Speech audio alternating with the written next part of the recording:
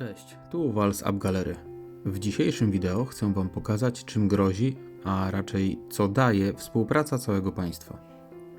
1 października mierzyliśmy się z sojuszem Kremlin Ghetto Boys, który jest wynikową zebrania z całego państwa najlepszych, najsilniejszych i najbardziej aktywnych graczy i umieszczenie ich w jednym sojuszu.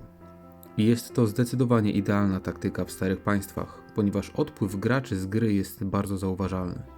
I za bardzo nie pomagają tutaj nieprzemyślane fuzje państw. Ale nie chcę Was zanudzać kolejnym filmem, w którym będę tłumaczył się, czemu State 106 wygląda tak jak wygląda, a czemu nie jest inaczej. Skupmy się na tym, co jest ideą tego filmu. Pokazanie Wam, jaka potężna moc siedzi w każdym z Was, niezależnie czy jesteście rally liderem, czy zwykłym wypełniaczem rajdów. Mogę śmiało powiedzieć, że tak zwany timing mamy przećwiczony, bo poprzedzony latami praktyki. Kiedy jednak rywal może pochwalić się tym samym, a w dodatku przeważa w statystykach, to perfect timing może oznaczać tylko jedno: wiele rannych żołnierzy. Szkoda, że szpitale nie są zrobione z gumy, albo przynajmniej nie są pojemności szpitali z Reservoir Ride. To by się bardzo przydało. Nie można odebrać nam chęci i zaparcia. Nie mieliśmy również problemów z wypełnianiem dowolnej ilości ustanowionych rajdów. Ale tego dnia Kremlin Ghetto Boys z państwa 121 miało swój dzień konia. Wychodziło im totalnie wszystko. Zdobywanie stolicy szło nam bardzo ciężko i każdorazowo było okupowane przez wiele straconych i rannych żołnierzy.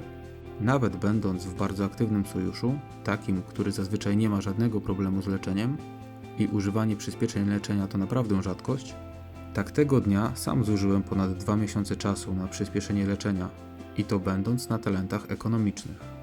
Przeprowadzając ponad 100 rajdów przez pierwsze 2 godziny i przegrywając około 90% z nich, nawet tak niepoprawnie optymistyczny sojusz jak We Don't Care potrafi zauważyć beznadziejność swoich poczynań.